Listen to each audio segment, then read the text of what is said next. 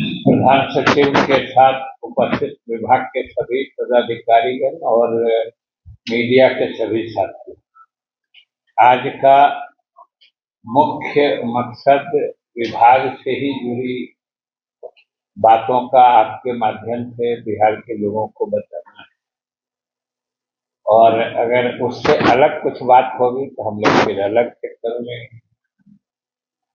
तो आज जैसा कि आपको प्रधान सचिव ने बताया कि जलवायु परिवर्तन के परिप्रेक्ष्य में जो मौसम के बर्ताव में परिवर्तन आ रहा है वह धीरे धीरे अब स्पष्ट तौर पर दिखने लगा कि लगातार बारिश, जैसे पिछली दफा भी नेपाल में जो वहां करीब 60 घंटे में जो बारिश हुई, वो समझिए कि उसके वार्षिक औसत जो वर्षापात का है उससे भी कहीं ज्यादा हो गया था।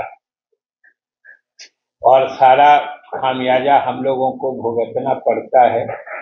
आप सब जानते हैं कि नदियों के निम्न धार में, मतलब जिसको डाउन स्ट्रीम में कहता है, अगर किसी नदी में तो आप उतने लाभदायक स्थिति में नहीं है जितना ऊपर के राज्यों की स्थिति होती है।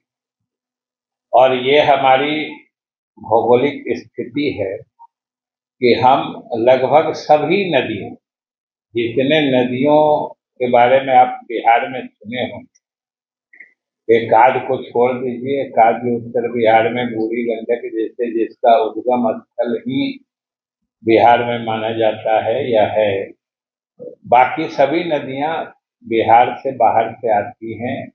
और सभी नदियों के हम लोग निम्न इलाके में बसते हैं, मतलब ऊपर में बारिश होती है तो पानी हमारे ही यहाँ आएगा और अंत में जो मास्टर ड्रेन कहते वो गंगा नदी है। सारी नदियां अंत में गंगा में मिलती हैं और सारा पानी, चाहे वो नेपाल में बारिश हो, चाहे झारखंड में हो, या उत्तर प्रदेश या मध्य प्रदेश के तो कुछ इलाकों में बारिश हो, तो वो सब पानी अलग अलग नदियों से होके गंगा से मिलके बंगाल की खाड़ी होते हुए हिंद महासागर पहुंच जाती।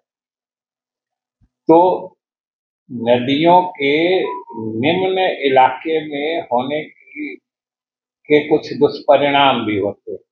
जैसा कि आप सब लोग जानते हैं कि हम लोग के बिहार के कुल भूभाग का 73% इलाका बाढ़ प्रवण है, फ्लड प्रोन है, और उसके कारण हम लोग जूझते रहते हैं। लेकिन वर्तमान संदर्भ ये है कि आप सब देख रहे हैं कि पिछले 3-4 दिनों से, जैसा कि प्रधान सचिव ने बताया, कि झारखंड में काफी बारिश हो रही, वहां के अलग अलग शहरों की तो काफी दुखद स्थिति हो गई है वर्षा के पानी।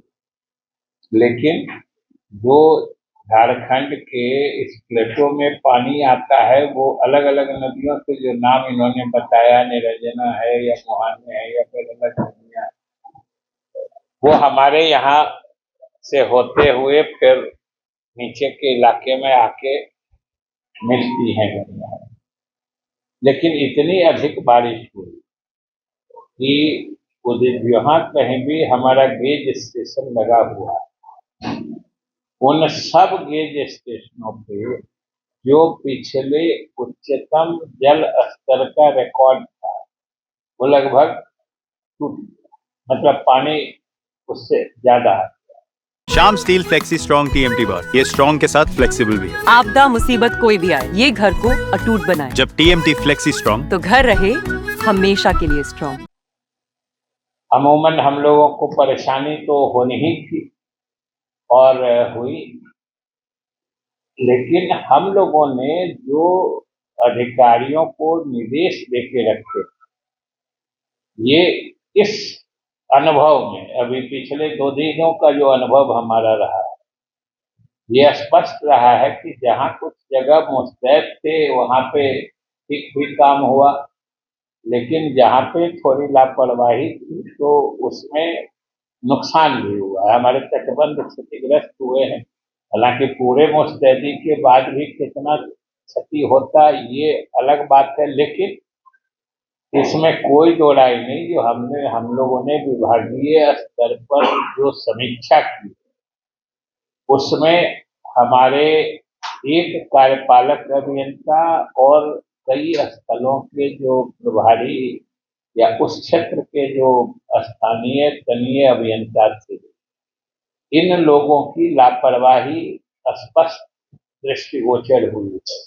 क्योंकि यहाँ से जो हम लोगों ने मॉनिटरिंग का सेंटर बना के रखा है, जिसको फ्लड टाइम में हम लोग वॉर रूम करते हैं, मॉनिटरिंग सेंटर, वहां से राउंड द क्लॉक 24 घंटे निगरानी रखी जाती है। यह अलग बात है कि रात में जल स्तर काफी बढ़ा, जिसके कारण थोड़ी परेशानी हुई, लेकिन कई अधिकारी ऐसे पाए गए जिनसे जो मुस्तैदी की उम्मीद थी या जो विभाग की अपेक्षा थी या जो विभाग का निर्देश था, उसका वो स्पष्ट उल्लंघन माना गया।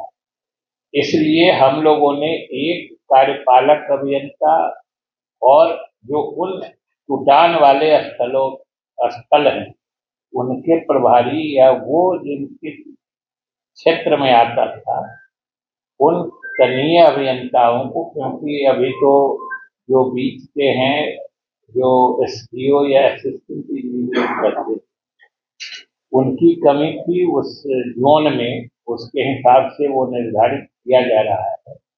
लेकिन ये लोग स्पष्ट रूप से अपने कर्तव्यों के निर्वहन में सिर्फ उदासीन ही नहीं बल्कि बिल्कुल लापरवाह पाए गए।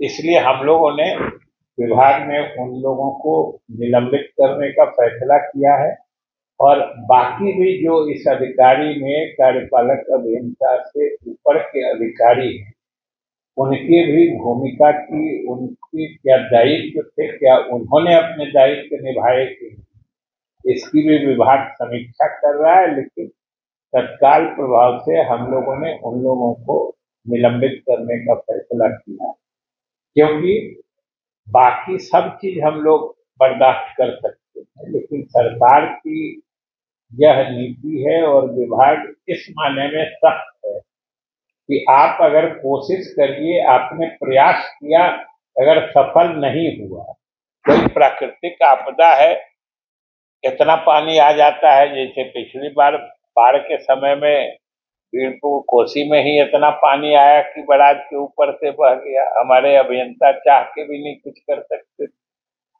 जो कोसी में पानी आया, दरभंगा में 8 किलोमीटर पे कोसी एम्बैंकमेंट के ऊपर से ओवर टॉप करके बह गया। हम लोग सब मानते हैं कि उसमें विभाग के अभियंता कुछ नहीं कर सकते थे, लेकिन वहां भी जहां की बात हम कह रहे हैं कि वहां भी सारे अभियंता, जिला प्रशासन, वहां के कलेक्टर, सब लोग रात भर बांध पर मुस्तैद। तो ये तो अधिकारियों की मुस्तैदी देखी जाती है, उसी तरीके से यहाँ भी जो रात में हुआ है, इसमें कुछ लोग तो थे, लेकिन बाकी लोगों से जो विभाग अपेक्षा रखता था, उन लोगों ने बिल्कुल ही लापरवाही का परिचय दिया है। इसलिए हम लोगों ने ये कार्रवाई की है। जिला प्रशासन का सक्रिय सहयोग मिला है। वहाँ के कलेक्टर रात में ही, और हम लोग के यहाँ से जो हम लोगों ने वॉर रूम बनाया है, कंट्रोल रूम बनाया है, जो 24 घंटे काम करता है, यहीं से ट्रैक किया है। इसलिए उन लोगों की इस उदासीनता पर हम लोगों ने सख्त कार्रवाई की है और आगे भी हम इसी तरीके से कार्रवाई करेंगे अगर हमारे अभियंता या हमारे अधिकारी काम ढंग से नहीं करेंगे। और इस संबंध में हम लोगों ने सबसे दुखद पक्ष ये है कि अभी हम लोगों ने पिछले मई के अंत में सारे लोगों को ये स्पष्ट निर्देश दिया था कि सब लोग अपने अपने क्षेत्र में पड़ने वाले तटबंधों पर मुस्तैद रहें और सब लोग तटबंध पर की निगरानी करें, क्योंकि अगर अधिकारी निगरानी करते रहते हैं तो क्षति कम से कम होती है। ये स्टाइल का मामला है, रूपा फ्रंटलाइन।